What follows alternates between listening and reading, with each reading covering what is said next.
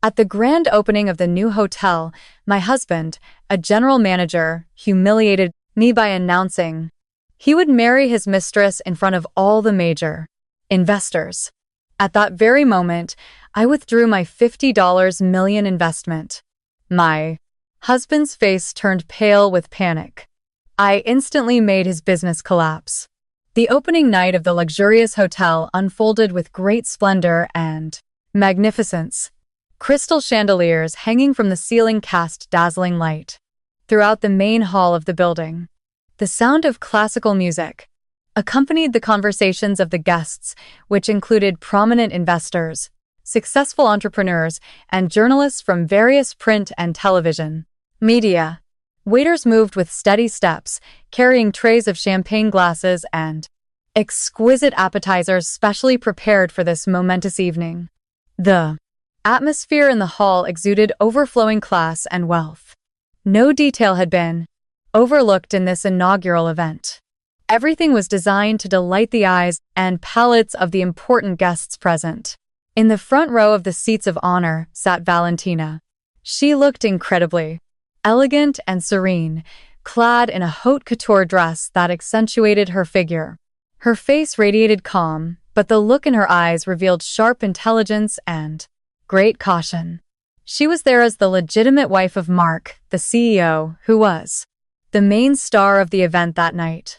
Valentina gazed at the magnificent stage before her with a feeling that was hard to describe in words. For years, she had accompanied her husband since he was nobody. Through the difficult times when Mark always complained about how hard it was to find work, to now, when her husband stood at the pinnacle of success. However, Valentina harbored a great secret that not even her own husband knew. She was not merely a stay-at-home wife waiting for her husband to return from work. She was the main engine behind Mark's success, moving in the shadows. Even before the opening night, Valentina had already noticed many oddities in her husband's behavior.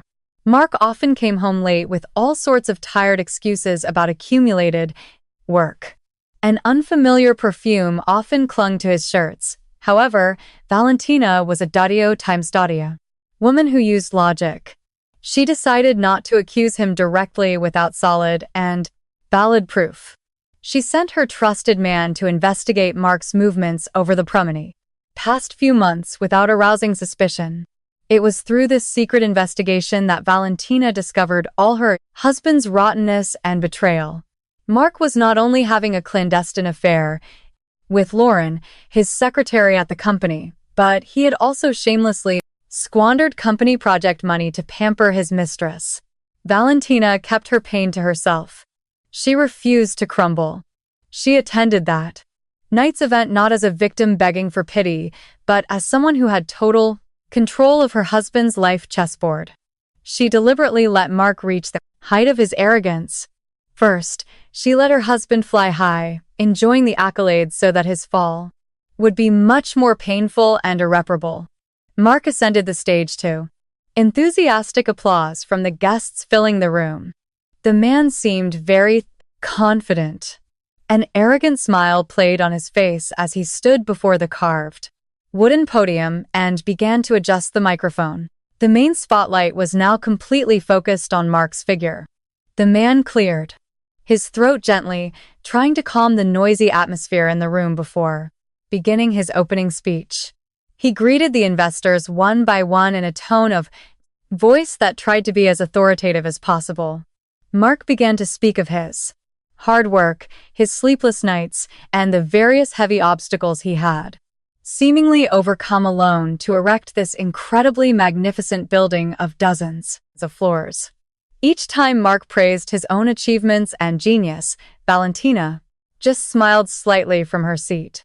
In the middle of his long speech full of self-praise, Mark's tone of voice suddenly changed. He fell silent for a moment, looking toward Valentina's seat with a strange expression. It was not a look full of love or gratitude to his life partner, but a contemptuous gaze laden with weariness and arrogance. Then, Mark shifted his gaze to another corner of the room, smiled very broadly, and uttered a name that made Valentina's pulse quicken a bit, though her facial expression remained impassive. Mark called Lauren to join him on stage. From the back, Lauren walked with an affected and supposedly elegant stride. She held her chin high, defying all gazes, flaunting the expensive jewels that adorned her neck and wrists. A triumphant smile was clearly etched on Lauren's face when she finally stood beside Mark, in front of hundreds of important people. The room, which was previously filled with murmurs of admiration, slowly became silent and uncomfortable. The guests began to look at each other, very confused by the strange situation unfolding before their eyes. Some journalists began to focus their cameras more intently, preparing to record an event that deviated greatly from the night's official program. Mark looked at all the guests with a confidence that grew until it blinded his common sense. He put his arm around Lauren's waist without the slightest shame. He seemed to have completely forgotten that his legitimate wife was sitting silently just a few feet from where he stood. Mark brought his lips back to the microphone, preparing to utter the phrase he thought would make him appear strong. "Tonight, before all of you, ladies and gentlemen, I want to share some happy news. This great success would never have been achieved without the presence of an extraordinary woman. She is not just any employee, but the soul of this company. I want to introduce you to the woman who is the true inspiration behind my numerous success. Lauren and I will be getting married soon, once my divorce from my wife is finalized. All this time, I have felt like I was living in a cage of falsehood with a useless woman who understands nothing of the tough world of business. It is time for me to be with a woman who truly matches my current position." Mark's words were like a lightning bolt that struck hard in the enclosed room. The atmosphere suddenly turned icy and tense. Investors began to whisper among themselves with faces of astonishment and disappointment. Journalists pressed their camera shutters again and again, capturing every second of the grand scandal announced directly by its protagonist. Most gazes now turned to Valentina, awaiting the hysterical reaction of the woman who had just been abandoned and humiliated in front of hundreds of high-ranking people. Everyone prepared to see tears or angry shouts, but all the people's guesses and expectations were completely wrong. Valentina shed not a single tear. Her face showed no panic, shame, or deep sadness. Instead, she smiled with an icy coldness. With a very elegant, slow, and calm movement, Valentina rose from her seat of honor. She adjusted the folds of her dress slightly without haste, and then walked with firm steps towards the stage. The sound of her heels against the marble floor became the only sound that dominated and broke the silence of the room. Mark looked at Valentina with a frown, feeling very disturbed by his wife's unexpected calm. He had thought that Valentina would beg or run away to hide her face, but the woman's steps radiated an aura of power that began to make Mark feel uncomfortable. Upon reaching the stage, Valentina did not scream or physically attack. She continued to approach her husband and, with a determined tug, snatched the microphone from his hand. Mark, still surprised, had no time to react. Valentina stood right in the center of the stage, facing all the guests with a penetrating gaze that reached the last row, and then began to speak. A very touching speech. "My husband is truly a string of words from the heart of a traitor who feels like the owner of the world. But it seems there's a small but lethal detail you've forgotten to mention to the guests tonight. A fact that will immediately collapse the whole cheap story you've just made up in front of these honorable people." Valentina let silence hang in the air for a moment. She made sure that all attention and ears in the room were completely focused on her. Mark began to look very restless. A cold sweat started to bead on his forehead. He tried to reach out to grab Valentina's arm and retrieve the microphone, but Valentina's sharp, penetrating gaze stopped his hand in midair as if he had received a person's electric shock. Lauren, who was beside him, could only lower her head, tightly clutching the edge of her dress with anxiety that began to gnaw at her composure. Valentina then shifted her gaze to the row of major investors who sat tense in the seats of honor. Ladies and gentlemen, allow me to reintroduce myself. I am Valentina, but tonight I am not here as Mr. Mark's wife. All this time, Mark has always boasted of being an unparalleled businessman who built this magnificent place from the ground up with his own sweat. Unfortunately, that is the most shameful lie he has ever created. This gigantic hotel project was on the verge of dying last year due to a severe lack of funding. No bank wanted to lend him a single penny, and I know for sure that none of you here dared to take the great risk of investing your money at the beginning of construction. Valentina paused, letting her words sink into everyone's minds. A murmur of surprise began to spread among the audience seats. Those big businessmen began to realize the truth in Valentina's words. They whispered at each other, confirming it, remembering the main reason that convinced them to dare to join and invest midway through the project. All of you dared to join here only after seeing that one party dared to inject a gigantic amount of funds without hesitation. This party is a private equity firm whose owner's identity was kept strictly secret by an intermediary. Tonight, I will reveal that secret. That private equity firm that injected those funds is wholly owned by me. I am the main secret investor who injected $50 million in cash to save this ruinous project from total destruction. The room again erupted in a great commotion, but this time it was not for applause, but for extraordinary shock. The journalists' cameras flashed incessantly. I deliberately used an Ennis cameras flashed incessantly. Intermediary company name so that my husband's pride would remain intact. I wanted him to feel that this was purely his success. I suppressed my ego to support his journey, but what have I received in return tonight? A cheap betrayal and dirty humiliation in public. Therefore, as the owner of the largest part of the funds for this project, I will exercise my full right now.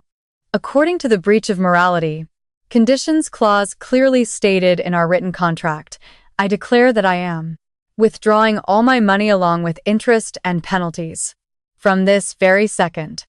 Valentina's statement hit Mark like an enormous rock, falling on his head.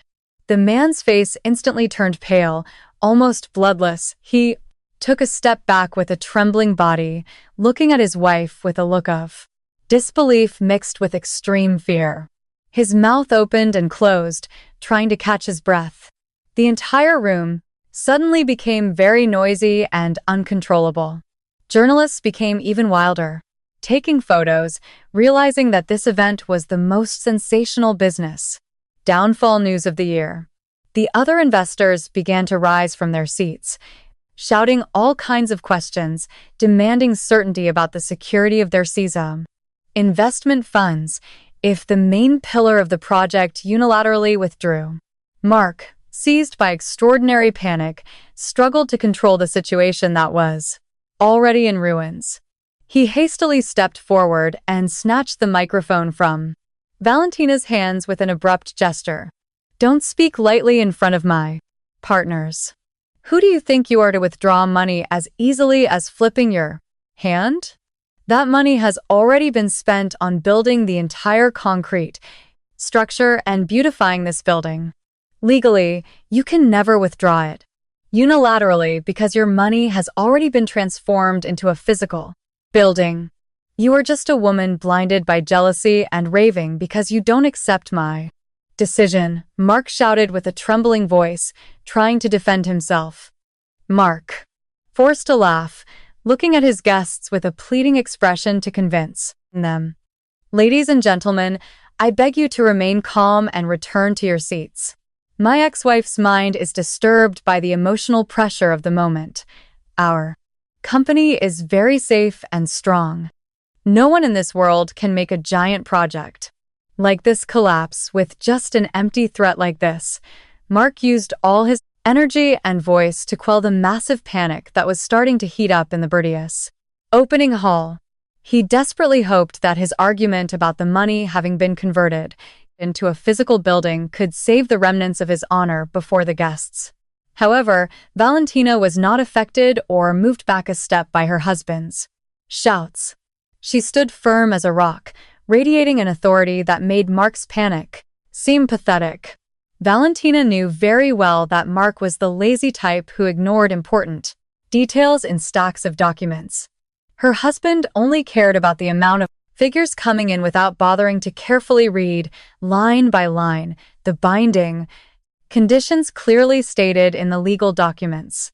Amid the rising and uncontrolled chaos of voices, suddenly, a well-built man in an impeccable suit emerged from the front row of honor seats.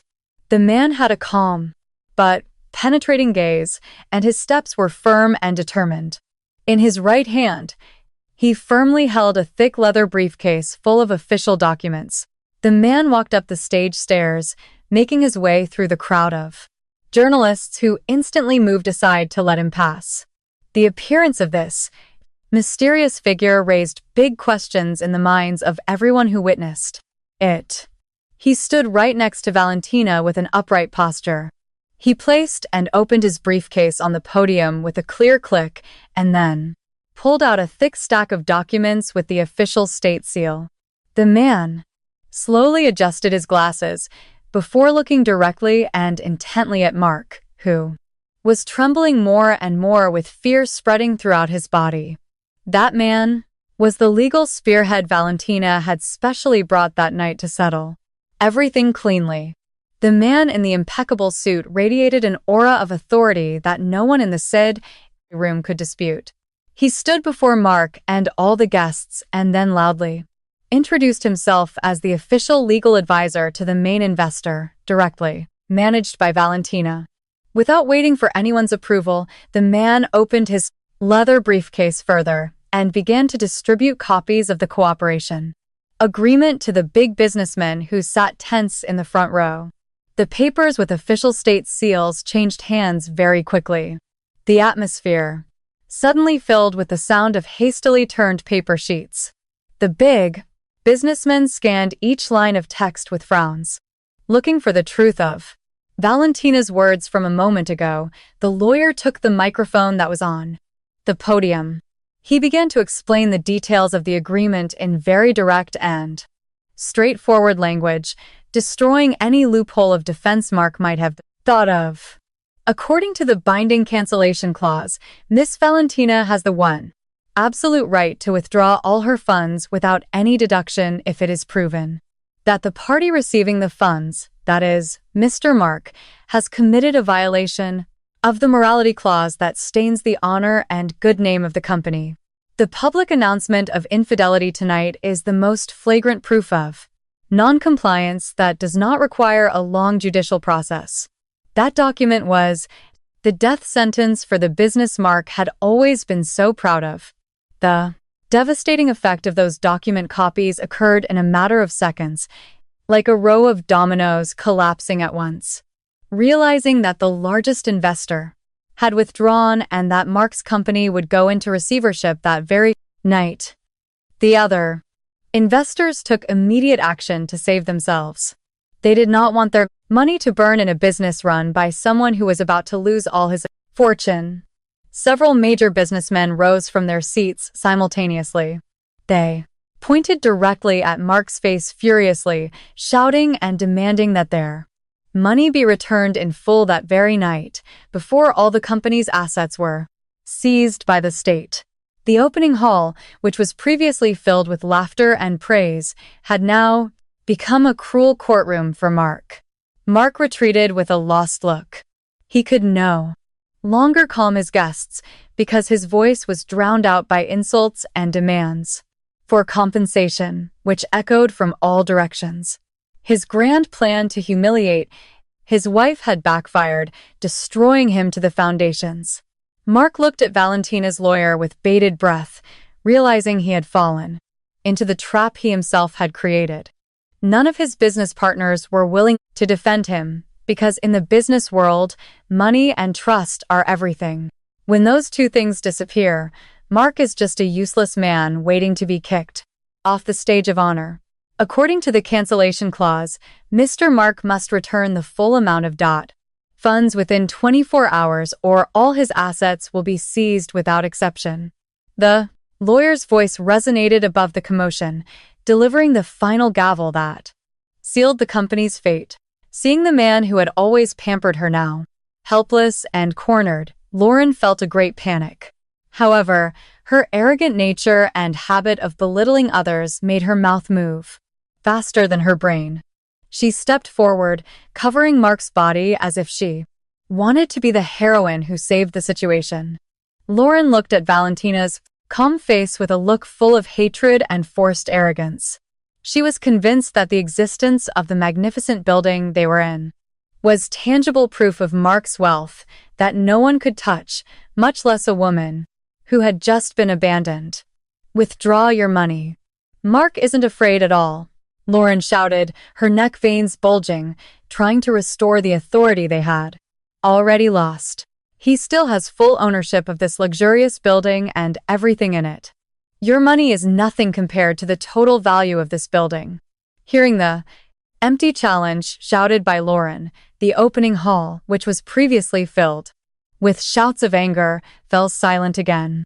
The guests held their breath, waiting for how Valentina would respond to the woman who had shattered her marriage and who didn't know her place.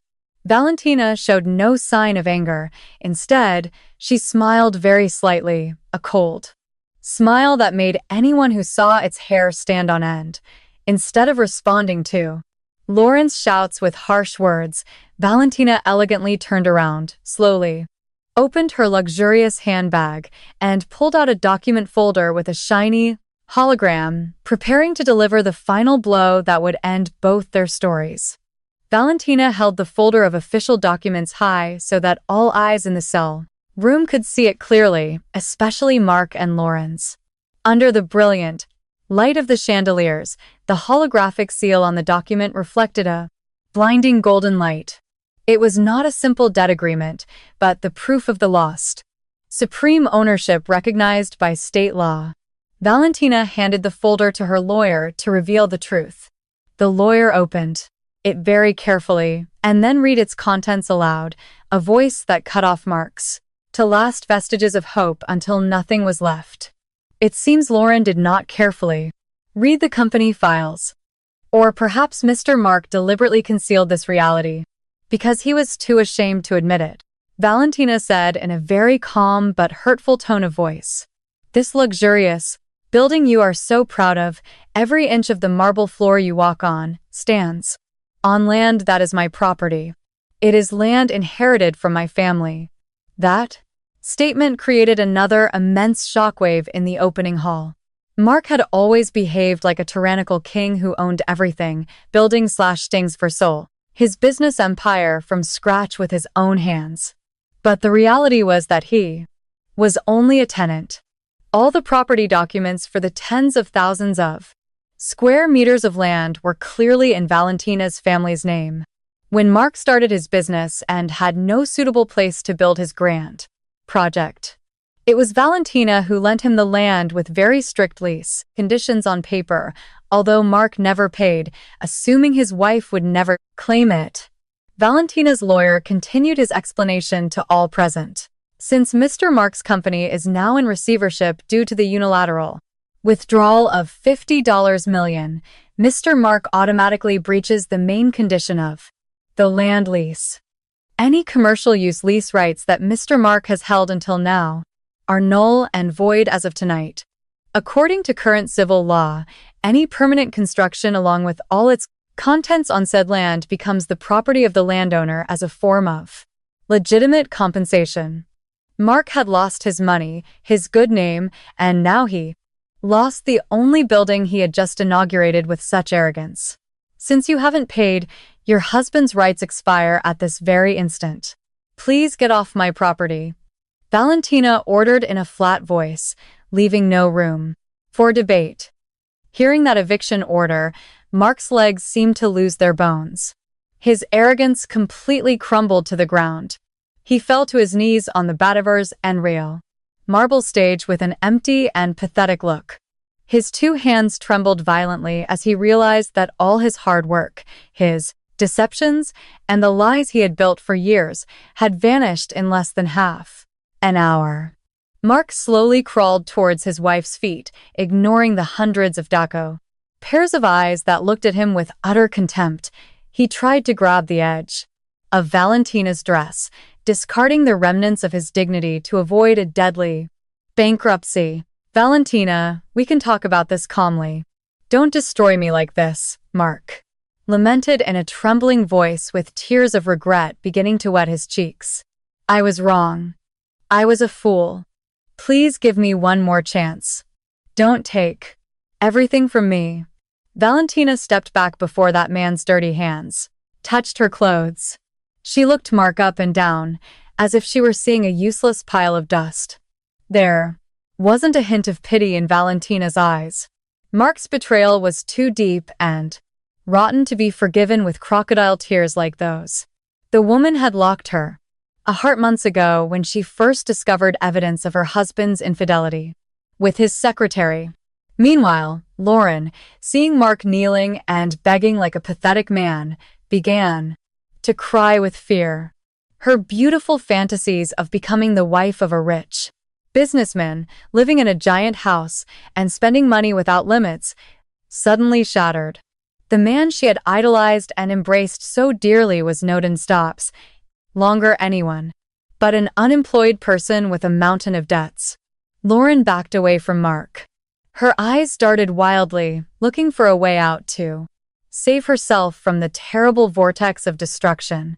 She didn't want to be dragged into misery, but before Lauren could turn to flee through the crowd, a sharp sound broke the remaining silence outside the building's lobby.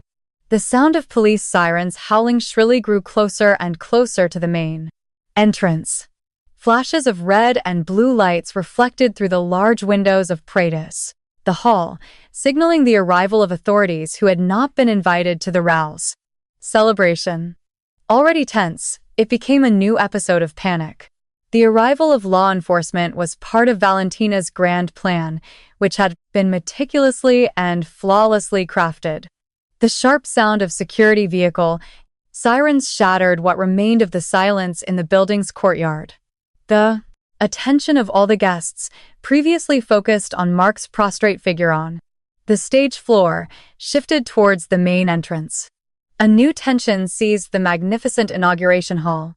A dozen uniformed law enforcement officers entered in orderly formation with stern, no-nonsense faces. The sound of their boots hitting the marble floor echoed in unison as they made their way through the crowd of businessmen and journalists who automatically retreated to let them pass. The presence of the authorities was not part of the entertainment, but a forced arrest planned with great precision. The commander of the officers walked directly to the stage. Ignoring the confused glances of the important guests present, he stopped right in front of Mark, who was still kneeling and weak.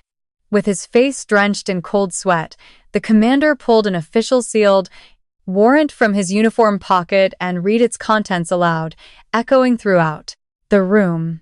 The officers declared Mark arrested that very night on suspicion of money laundering, multiple fraud, and embezzlement of company funds in a fantastic amount. The accusation was not a simple empty threat, but was based on concrete evidence that Valentina had delivered directly to the police authorities hours before the event began. For months, Mark had felt very intelligent and elusive. He had secretly manipulated the project's accounting books, forged approval signatures, and diverted millions of dollars from the construction budget to his personal account. He was very sure that Valentina was just an obedient wife busy with household chores, who would never understand the complexity of the figures in financial various reports. Mark used his crime money not to accelerate the building's construction, but to satisfy his own greed. He bought Lauren a luxurious house in an elite area, various expensive jewels, famous designer bags, and an extravagant lifestyle that she flaunted every day. But all of Mark's stupidity and negligence had been secretly watched by Valentina. Using the services of the best financial investigator, Valentina managed to trace every flow of embezzled funds by her husband to the root. She collected all the evidence of transfers, purchase invoices for luxury items, and recordings of conversations that corroborated Mark's criminal activities. When the agents showed him the evidence, Mark completely lost the ability to deny it. His tongue felt numb, and his body trembled violently with a fear that reached his core. He realized that his actions had not only destroyed his career, but would also put him behind bars for a long time. Two officers stepped forward, firmly holding Mark's arms and placing cold metal handcuffs on his wrists. The sound of metal clashing sounded like a death knell for Mark's arrogance. The man who minutes earlier stood proudly on stage while insulting his wife was now humiliated with his hands tied in front of hundreds of eyes. The flashes of the journalists' cameras erupted again and again, immortalizing Wurdo, the moments of the destruction of a CEO who became a suspect in financial crimes. Mr. Mark, you are arrested for alleged embezzlement of company funds and multiple fraud. Please accompany us to the police station right now to be interrogated, the commander said in a very firm tone of voice, pulling Mark's arm to make him stand up. Valentina looked at her ex-husband with a very flat and cold expression. There was no trace of sadness or regret on her beautiful face. She approached Mark and looked directly into his eyes, which seemed completely broken and pathetic. My mother once told me never to trust my fortune to a greedy man who doesn't know how to be grateful.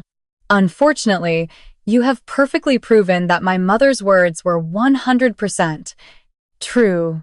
Valentina hissed in a soft voice, but one that pierced Mark's heart sharply. While chaos engulfed Mark in another corner of the stage, Lauren realized that her comfortable life was about to end very badly, knowing that her Steve's financial backer would be imprisoned and fall into poverty in an instant. The woman made a cunning decision. She slowly released Mark's arm, lowered her head to hide her face, and began to back away. Moving away from the spotlight, Lauren planned to take advantage of the commotion to slip out the back door with the intention of fleeing with the remnants of the luxury items she was still wearing before the authorities noticed her presence. She moved slowly through the crowd, thinking she had managed to escape the ruin that had fallen upon her lover. Lauren's hasty run towards the back exit door suddenly stopped when she felt a large shadow blocking her way.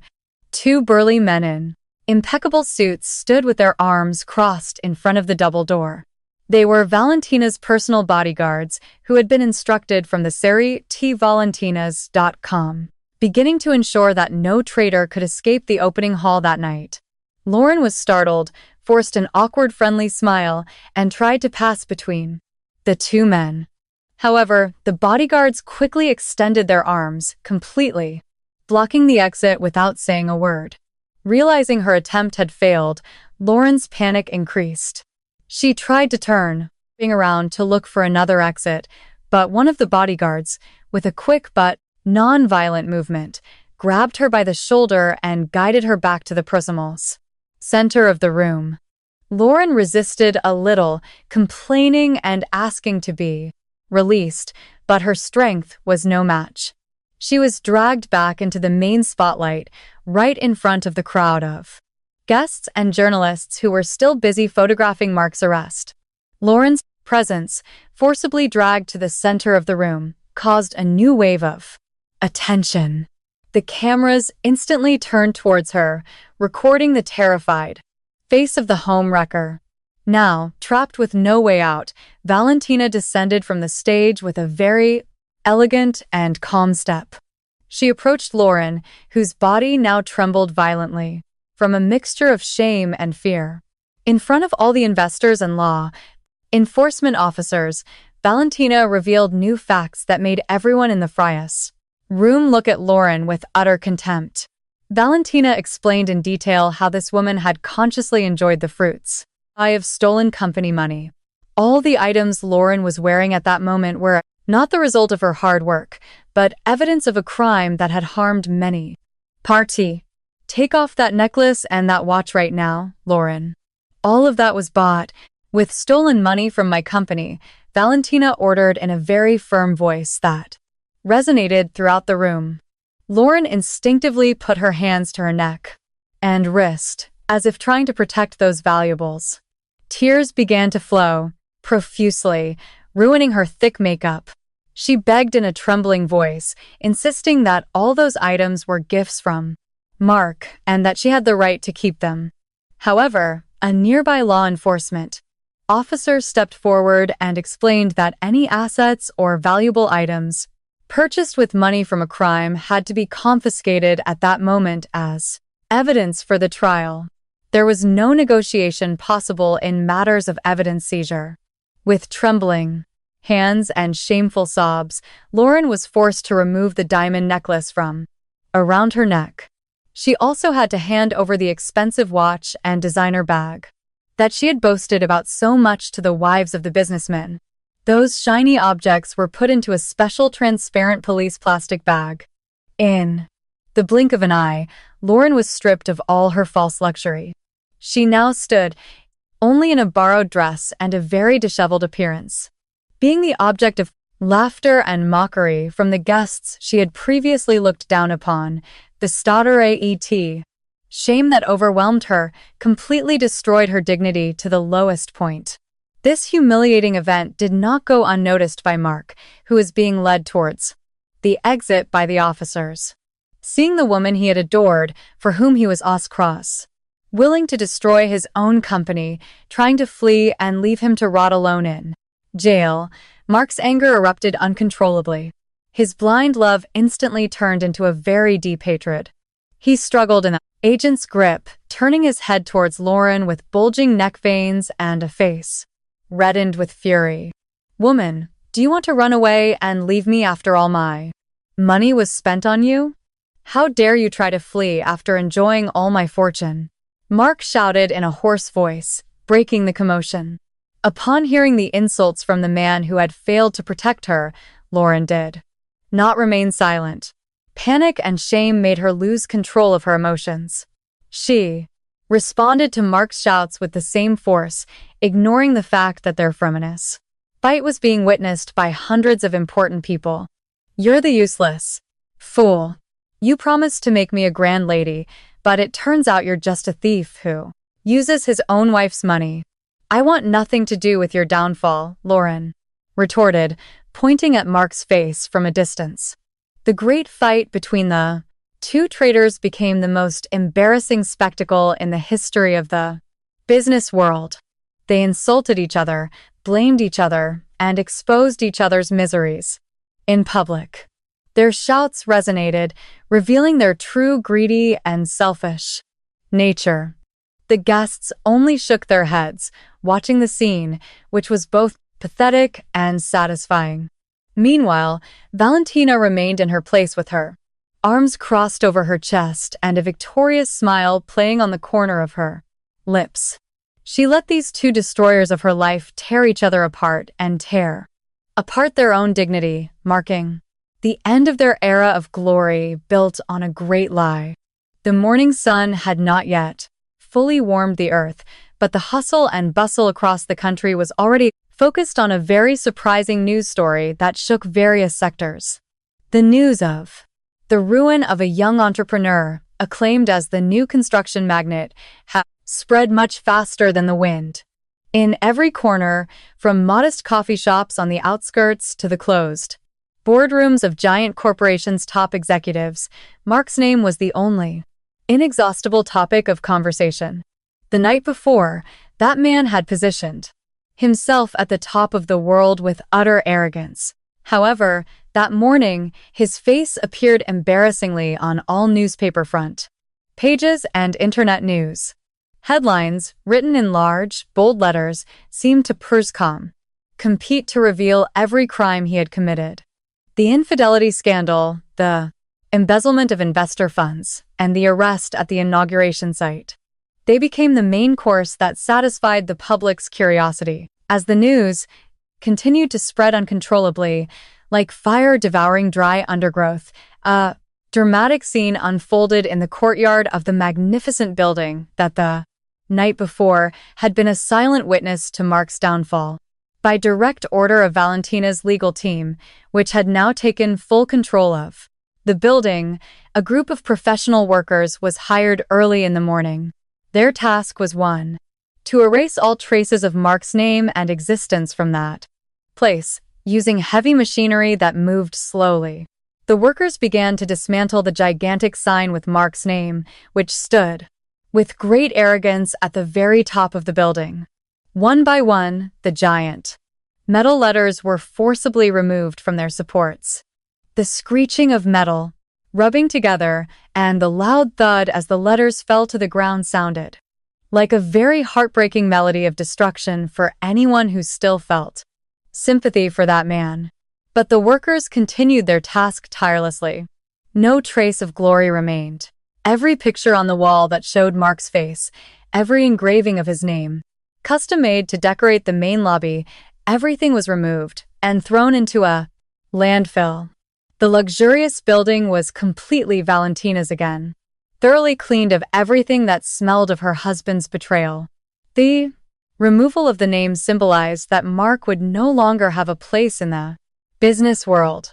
Elsewhere in the city, in stark contrast to the magnificence of the building newly recovered by his wife, Mark languished in a chilling void, inside a police provisional detention cell. The room was very narrow, cold, and dimly lit. The floor was rough cement, which made him shiver every time he tried to lie down. Thick iron bars separated him from the outside world he had always controlled with money and power. Mark sat, hugging his knees in a corner of the cell. His gaze was lost, fixed on the wall. His mind refused to accept the reality that his life of opulence had ended in less than one night. For hours, since he was thrown into that gloomy place, Mark kept pacing like a caged animal. He awaited the arrival of his business partners, the rich people who had always praised him, invited him to parties, and flattered him to get a piece of the big construction project. Mark was very sure that at least one or two of them would come with a large sum of money as bail to free him from that provisional detention.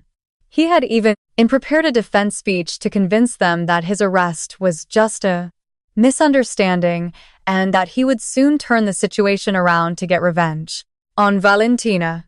But as time passed, the clock hands kept turning incessantly and the sun began to slowly rise. The bitter reality finally hit Mark's consciousness with brutal force. Not a single one of his business partners, colleagues, or people who called themselves his closest friends appeared. Not even a phone call to ask about him. As the guard informed him, Mark finally realized that in the world he measured only with money, human relationships were a sham. No one had truly respected him. They only respected his position and the wealth he possessed. Now that all that wealth had vanished and his reputation was destroyed, he was discarded like worthless trash. In the midst of the despair that began to gnaw at his sanity, finally, footsteps were heard approaching his cell. Mark jumped up and gripped the bars with both hands, hoping someone would finally come to save him. His eyes shone with hope as he saw his lawyer walking reluctantly, accompanied by a guard. However, Mark's hope slowly faded as he saw his lawyer's face, which seemed very pale, stressed, and avoided direct eye contact with him. The lawyer stood behind the bars, swallowed hard before beginning the conversation that would be the last fatal blow to his client. "Get me out of this disgusting place right now. I don't care how much money you have to spend. Make sure I can get out on bail today. I can't sleep on this cold concrete floor," Mark shouted in a hoarse voice, forced to sound authoritative. The lawyer sighed deeply, not knowing what to say, to calm the man on the verge of madness. "I've already tried to request a suspension of detention, Mark. But the derelict ends. Authorities have flatly rejected it because the evidence presented by your spawn's ex-wife is very solid and complete. There is considered to be a risk of flight if you are released now. The lawyer replied in a low voice. Mark growled with anger, hitting the bars with his fist until his knuckles reddened with pain. Then he looked at his lawyer with a cunning gaze, remembering the only lifeline he still kept hidden from everyone's sight, even Valentina's. Then, use our plan B.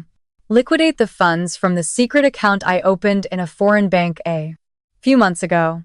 The money there is still a huge amount, more than enough to bribe anyone who stands in our way, pay a multiplied bail, and hire the best lawyers in the country. Move fast and get that money. Hurry up. Mark ordered with a twisted smile that once again adorned his tired face, feeling that he still had control of the situation. Mark's lawyer slowly raised his face. He looked at his client with a look full of pity mixed with fear. His hand trembled as he pulled a printed bank statement from his briefcase and handed it to Mark through the bars. I'm sorry, Mark. I just came from the bank you mentioned. That secret account is completely empty. There's not a single cent left, the lawyer said in an almost whispering voice, but one that sounded deafening to Mark. Mark snatched the paper abruptly. His eyes widened as he read the figure showing a zero balance on the bottom line. His breathing quickened. His chest rose and fell rapidly, holding an explosive emotion in his head. How is this possible? Who dared to touch my money? Only I. And one other person knew the password and had full access to that account? Mark shouted in a voice that reverberated off the cell walls. According to the transaction record the bank extracted this morning, all funds were withdrawn in a single transfer early this morning. The person who made the withdrawal was Miss Lauren. She withdrew all the contents just before you were arrested last night.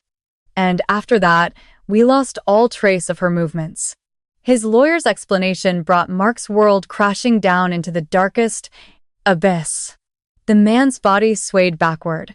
His back hit the hard cell wall before he finally collapsed onto the cement floor with an empty and pathetic look. The woman he had idolized, the woman he had protected with all his lies, the woman for whom he was willing to destroy his perfect marriage with Valentina, turned out to be a poisonous snake that gave him the deadly bite when he was most defenseless. Mark screamed hysterically, tearing his hair and crying out loud, regretting his irreparable stupidity. There was no going back. His destruction was now complete, with no one to help him. A few hours before Mark discovered the most painful betrayal in his cell, a fearful and desperate escape was being planned. Elsewhere, this chapter narrates Lauren's point of view, who managed to escape the crowd at the inauguration event that night, after Valentina completely humiliated her and the authorities confiscated all her valuables.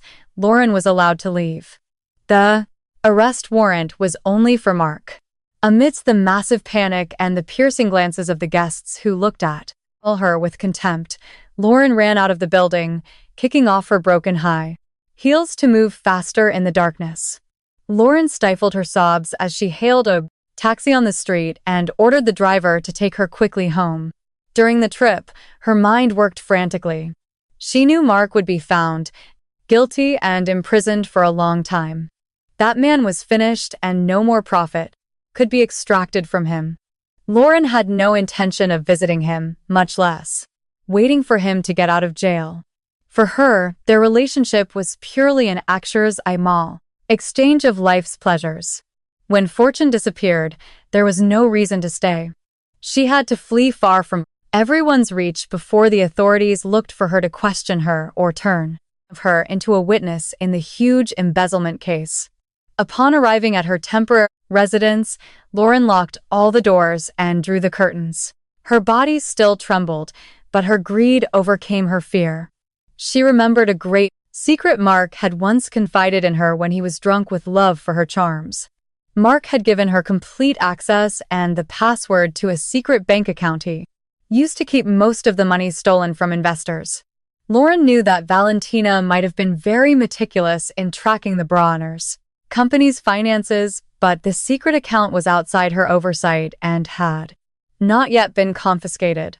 Without losing a second, Lauren turned on her computer and entered the banking system. Her hands moved quickly over the keyboard, entering the password and the series of secret numbers. When the main page opened and displayed a figure of millions of dollars, Lauren's eyes gleamed with greed. She immediately transferred all the funds to several temporary receiving accounts of hers that were difficult to track. She performed the withdrawal process in its entirety, leaving not a single cent for Mark. She justified this theft in her heart, considering it compensation for the shame and suffering she had just experienced in public. Due to Mark's stupidity, after making sure all the funds had been safely transferred, Lauren quickly turned off her devices, cleared all browsing history, and hurried to pack her bags. She threw some expensive clothes that hadn't been confiscated, identity documents, and small jewels she still hid into a medium-sized suitcase. Her plan was simple and clear. She would go to the airport that very night. She would buy the fastest plane ticket to a distant island or abroad and start a new life as a rich woman. Free from the shadows of her past destruction, with hurried steps and ragged breath, Lauren left her house, ordered a private car, and asked it to speed to the private car nearest international airport.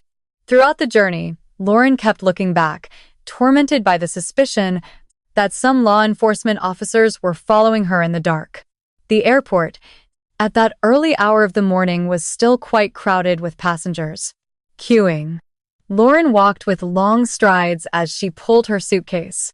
She wore large sunglasses and covered her head with a wide scarf to hide her face from people's stares.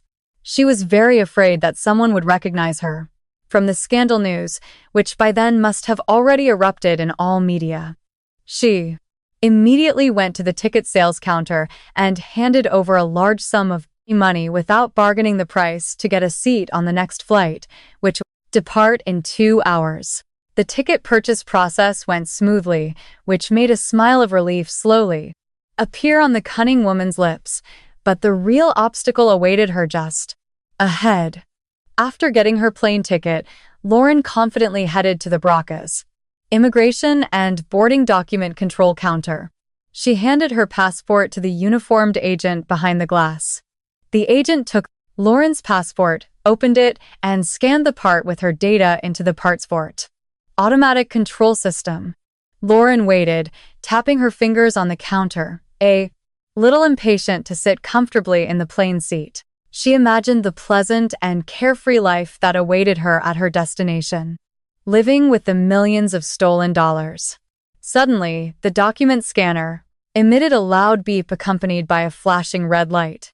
The agent checking Lauren's passport frowned, looked intently at his computer screen, and then looked at Lauren's face several times with a look full of suspicion. The agent picked up the phone from his desk and called his colleagues in a very low voice so that Lauren could not hear him.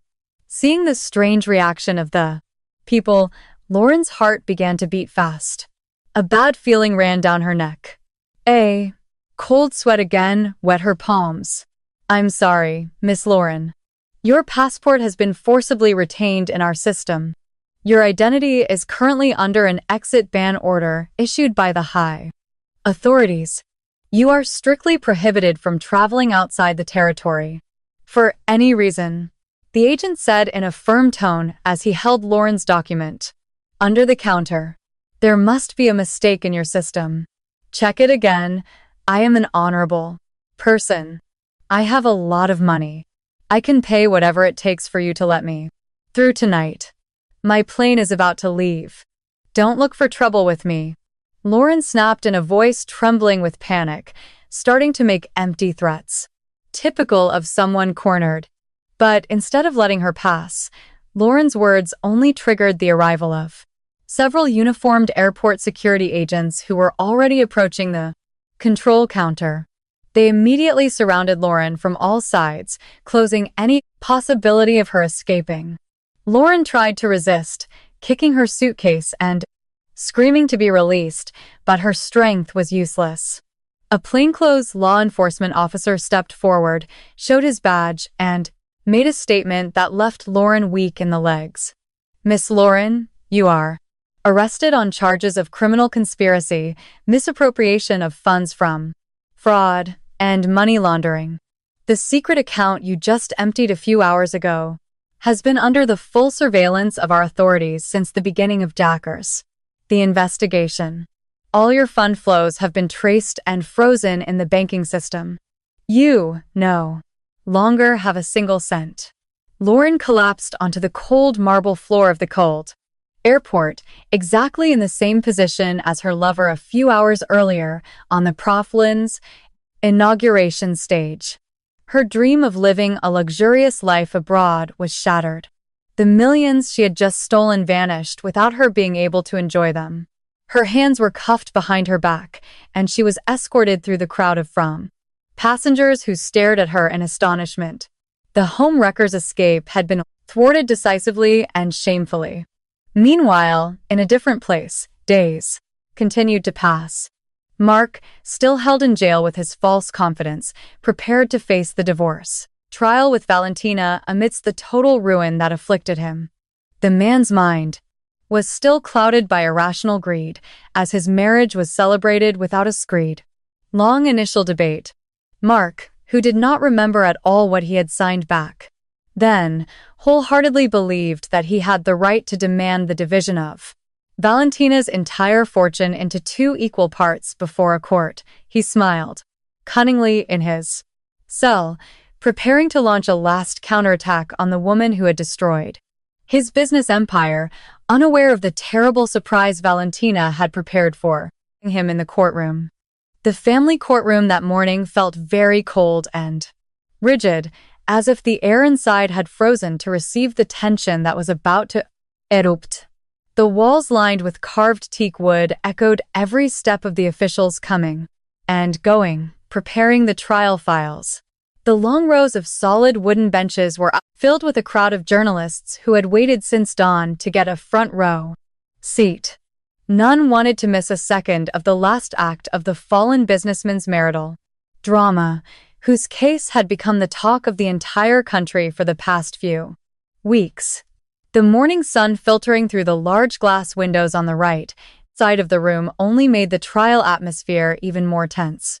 In the center of the room, directly in front of the high table where the court would sit to preside over the trial, there were 2 separate wooden tables, facing each other, awaiting the arrival of the 2 protagonists whose lives were now at diametrically opposite crossroads. Through the left side door, Valentina entered with an extraordinarily captivating calm. She looked very elegant and authoritative, dressed in a designer suit that radiated power. There was no trace of sadness, anxiety, or doubt on her beautiful face. Her steps were firm as she walked down the aisle to the plaintiff's table, followed by a row of the best lawyers carrying stacks of evidentiary documents. Valentina's arrival instantly triggered the flashes of dozens of journalists, cameras rushing to photograph her. Valentina remained unfazed. She simply sat, upright in her chair, crossed her hands on the table, and looked straight ahead, with a gaze as cold as ice. She had meticulously prepared this day, planning every legal step without leaving a single crack for her opponent to breathe. Sigh of relief. A few moments later, the door to the detention room on the right side opened. With a loud creak of hinges, 2 uniformed officers brought Mark with his hands tightly cuffed in front of his chest. The man's appearance was truly disheveled, and very far from the luxurious image that had always accompanied him. His face was dull. He had dark circles under his eyes from lack of sleep, and his body looked much thinner than on opening night. However, behind his pathetic appearance, Mark's eyes still radiated an arrogance and cunning that had not been completely extinguished. He still harbored the blind belief that the law would be on his side in the matter of property division. After the officers removed his handcuffs and let him sit in the defendant's chair, Mark stared at Valentina. He gave a slight smile, as if he wanted to show that, although he had lost his freedom, he could still destroy much of the life of the woman on the other side of the table. The presiding judge entered the courtroom, followed by two associate judges. A loud gavel strike indicated that the divorce trial with the claim for property division was officially open to the public. After a long series of readings of the initial complaint and identity verification, it was time for Mark's party to present his counterclaim. Mark's lawyer, a middle-aged man who seemed very confident, rose from his seat and began to loudly state his client's demands. Deliberately resonant, he affirmed that all that time his client had worked hard to build the business and that their marriage had been established without any written prenuptial agreement. Therefore, the lawyer demanded that the court order the seizure of all Valentina's assets, including the newly recovered land and building, to then divide them into two equal parts as legitimate marital property in the eyes of civil law. Your Honor, my client is entitled to half of all existing wealth. We all know that during this marriage there has never been any physical proof of a separation of property agreement between the plaintiff and the defendant. Therefore, according to the marriage law in force in our country, all wealth produced or owned during this sacred bond must be divided equally without exception. My client cannot be allowed to leave this marriage empty-handed while the titles are. Plaintiff controls everything, Mark's lawyer said in a very convincing and emphatic tone. Hearing his lawyer's confident defense, Mark could not hide his satisfied smile. He looked at Valentina with a challenging gaze that seemed to say that she could not get rid of him so easily without paying a very high price. Mark felt very clever for having found this legal loophole. He already imagined using half of Valentina's multi-million-dollar fortune to bribe high officials, free himself from all criminal charges, and start his life anew in a much more luxurious place. On the other side of the table, Valentina showed no emotional reaction. She patiently listened to the whole string of ridiculous demands.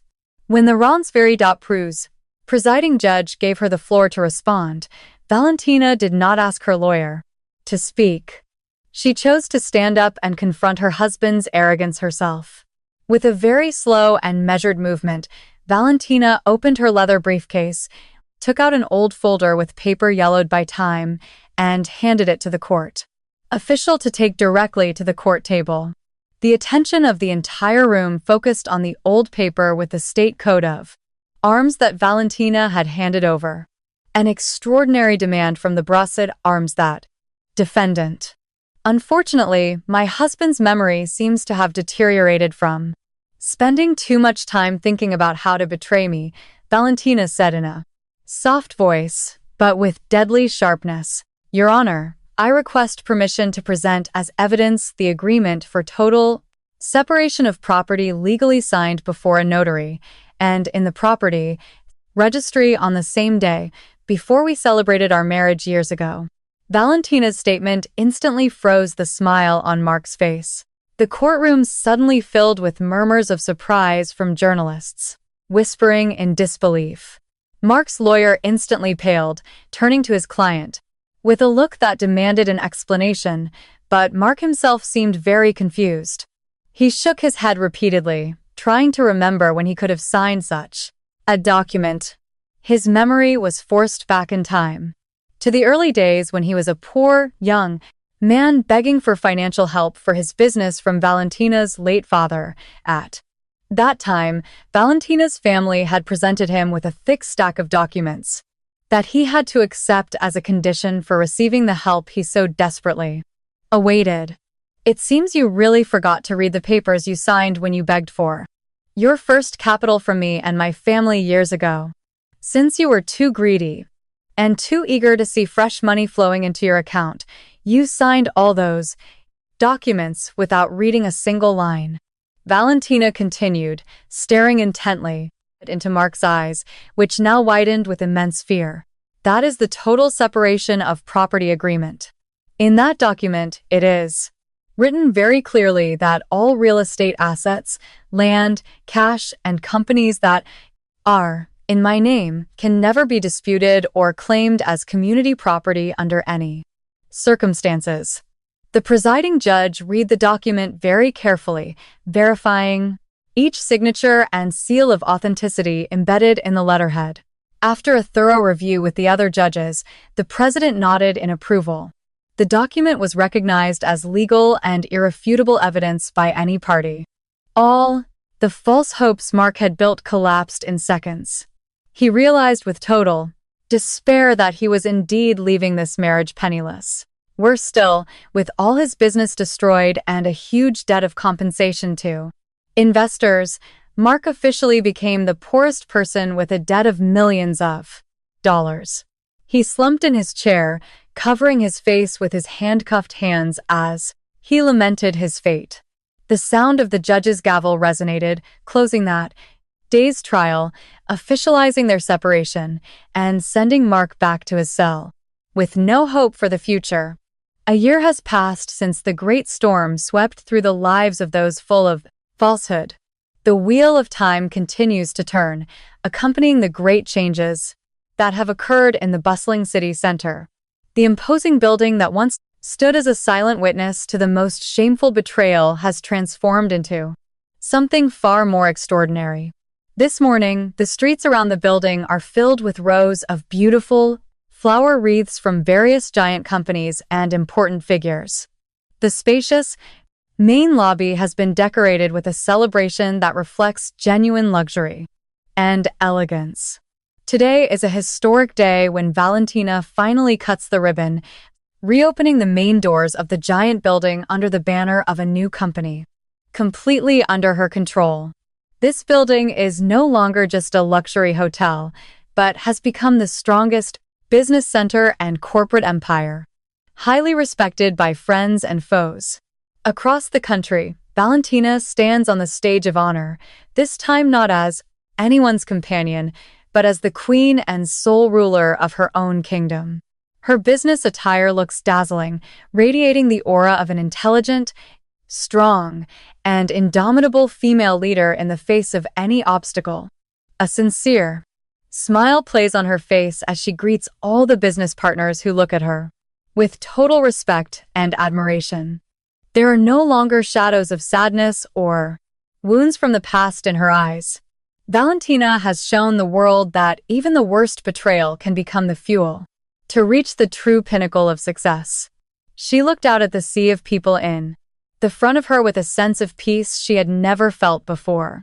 The news of her resurgence was broadcast live on all television channels and electronic news screens across the country as the light of success shone brightly upon Valentina.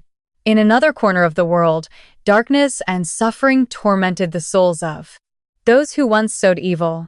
In a women's prison located far from the hustle and bustle of the city, the air was very hot and dense. In the dusty backyard, dozens of women in prison uniforms worked hard at their daily tasks. Among the crowd was Lauren, squatting in front of a large pile of water. Her hands, which were once always adorned with expensive jewelry and well-maintained nails, were now rough, cracked, and full of wounds from having to wash piles of other inmates' dirty clothes daily. Her face, which she once prided herself on as a weapon of seduction, now looked dull, makeup-free, full of wrinkles from fatigue, and seemed much older than it was. Lauren wiped the sweat from her forehead with the back of her hand, staring intently at the tall barbed wire fence in front of her. She would have to spend the rest of her many years in that cursed place, with no one caring or wanting to visit her. The ephemeral luxury she had stolen had to be paid for with the terrible destruction of her youth.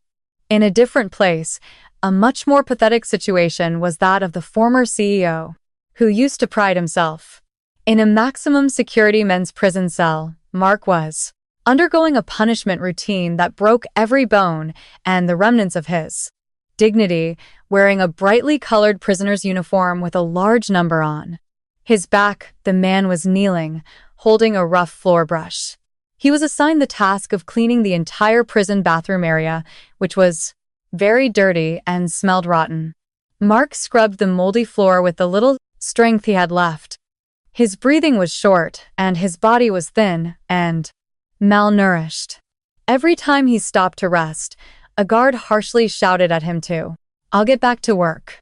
Amid the physical torment, Mark's gaze accidentally fell on a small television, hanging in the corner of the prison's main hallway. The screen was broadcasting live the grand business inauguration event from the city center. On the screen, Valentina's face was clearly visible. She looked so beautiful, radiant, and full of happiness as she gave an exclusive interview about the success of her business empire that dominated the forest business world. Valentina answered the journalists' questions with extraordinary intelligence. Seeing that scene, the brush in Mark's hand fell to the wet floor. The man's chest felt terribly oppressed, as if an invisible hand was squeezing his heart very hard. Infinite regret struck his mind again and again. He realized that the most precious diamond he had ever had in his life he had thrown away with his own hands for a handful of gravel that had finally cut his promise. Vines. Mark could only lower his head and cry silently in a puddle of dirty water, regretting the cruel karma that would haunt him until his last breath behind bars. That night, the atmosphere in a large and magnificent house in a hillside area was very calm and peaceful. Valentina had just arrived at her private residence after finishing all the series of celebrations for her company's success. She entered the spacious family living room, greeted by the warmth of the preset fireplace and the serenity she herself had built. Valentina relaxed by sitting in an armchair that directly faced a large glass window that showed the view of millions of city lights twinkling beautifully below. She took a deep breath, inhaling the true freedom that was now completely hers. Her mother, who had always supported her, slowly approached from the dining room. She smiled very softly, carrying a small tray with 2 crystal glasses that reflected the light of the room. The glasses contained fresh fruit juice, specially prepared to celebrate her daughter's victory night. The mother gave one of the glasses to Valentina and sat beside her. Both remained silent for a moment, enjoying the beauty of the night view and the view a priceless inner peace. All the pain, humiliation, and tears shed had been fully paid, leaving not the slightest regret. Valentina looked at her reflection in the window glass, realizing how strong she was now. "Let's toast to a new life, Mom," Valentina said in a very soft but firm voice. She slightly raised her crystal glass, and for the courage to throw what is useless to its rightful place. Both gently clinked their glasses, producing a preacher and a Vero INX delicate chime that accompanied a triumphant smile. The long story of betrayal finally closed with a profound life lesson.